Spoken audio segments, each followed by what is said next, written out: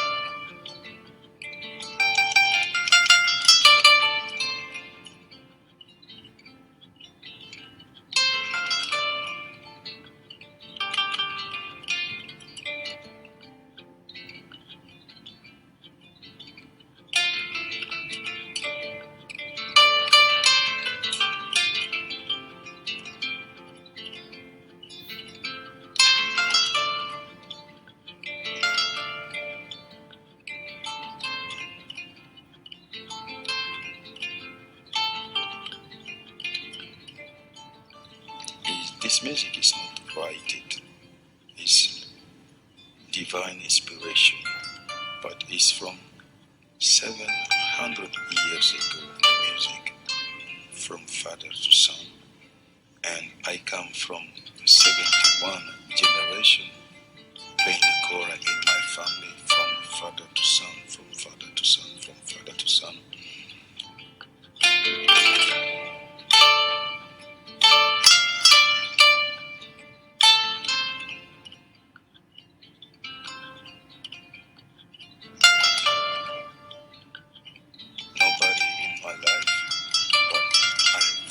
In my family, my father and my mom, they was all great musicians.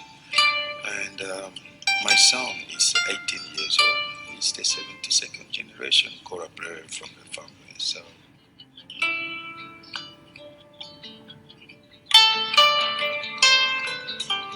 now you can see those difference between, traditional music, because this music is from the people call it griot people. Because in 700 years ago, in West Africa, we had an empire called Manding Empire. And Manding Empire was Gambia, Senegal, Guinea-Bissau, Guinea-Conakry, Burkina Faso, Ivory Coast, Mali, Niger, Mauritania, and some part of Nigeria. And the king was living in Mali. But on that time, there was not any written book.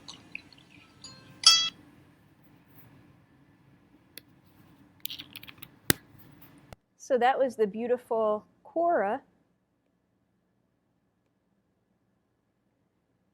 Okay, so let's talk about some of these terms. Jelly is singing. So back before there was the internet and newspapers, it was somebody's job to go from town to town and sing the news. And that was the jelly man. It was his job to travel from town to town and sing the news. The bira is a Shona spirit ceremony where ancestral spirits are invited to appear through the body of a spirit medium. Kennet is a tuning system or mode. Lalibela is a city in northern Ethiopia where a church is carved from a single stone. So let's take a look at the bira ceremony.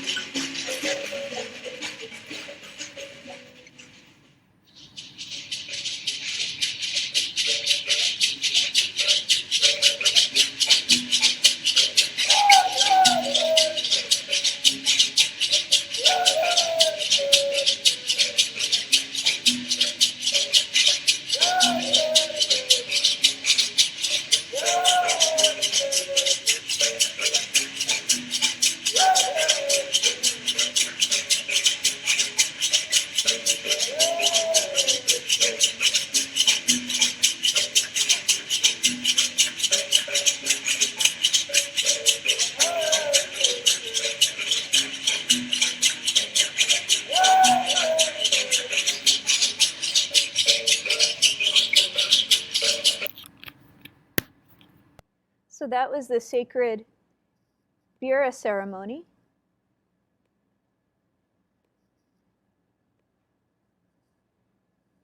Next, we're going to take a look at Lalibela. Carved from solid red volcanic rock in the 12th century, it is the most well-known and last built of the 11 churches in the Lalibela area, and has been referred to as the 8th wonder of the world. Lalibela, king of Ethiopia, sought to recreate Jerusalem and structured the church's landscape and religious sites in such a way as to achieve such a feat. As we learn more about Ethiopia, we're going to be studying some of Ethiopian Orthodox religion. So let's take a look at some of the history behind the Lalibela Church.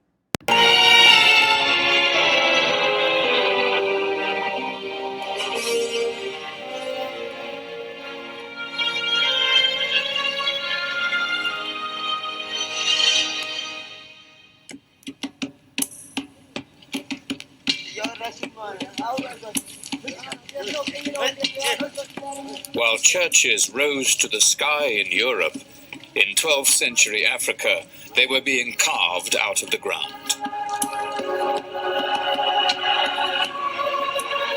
These Christian pilgrims in Ethiopia are on their way to worship at one of them. In these highlands, in the 12th century, Lalibela, a new king from a new dynasty, built a new holy capital.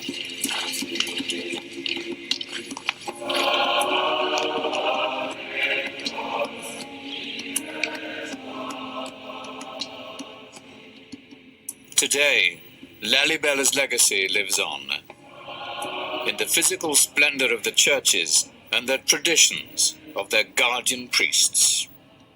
My blessed people and congregation, churches with no mud, no wood, and no cement. You cannot find anything like this in the rest of the world. You are all blessed because you are here. This place was built by God.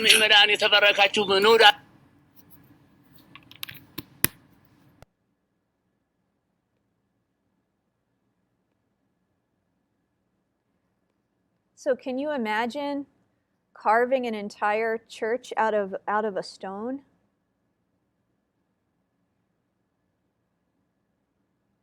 And this church is called St. George's Church. Here are the 4 kenets of Ethiopian music. Tizita, this scale name means memory. Ambasal, the Ambasal scale takes its name from a region. Bati, this scale takes its name from a city in the Oromia region, and Anchihoye. And you'll notice these scales have particular patterns that don't necessarily follow what we're used to in Western tonal music. They have their own system of whole and half steps. Guided notes. Afewerk Tekle, a famous Ethiopian painter, gained notoriety for his stained glass windows. A mouse's head is considered a delicacy in Zimbabwe. The mbira was played for personal pleasure, for earning income, and for exorcism rituals, weddings, and naming ceremonies. The Total Liberation of Africa by Afewerk Tekle. The triptych depicts images symbolizing African nations uniting to tackle poverty and disease. As it hovers over the offices of those developing policy solutions to these enduring challenges.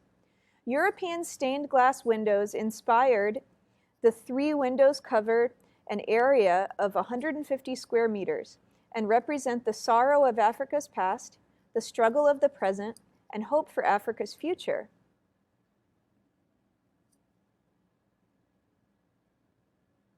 Another famous painting by Tekle is Demera. The Mescal celebration of Demera includes the burning of a large bonfire, which is called Demera, based on the belief that Queen Alini had a revelation in a dream.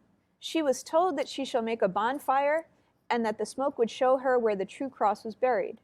So she ordered the people of Jerusalem to bring wood and make a huge pile. After adding frankincense to it, the bonfire was lit, and the smoke rose high up to the sky and returned to the ground, exactly to the spot where the cross had been buried. The firewood is decorated with daisies prior to the celebration. Charcoal from the remains of the fire is afterwards collected and used by the faithful to mark their foreheads with the shape of a cross.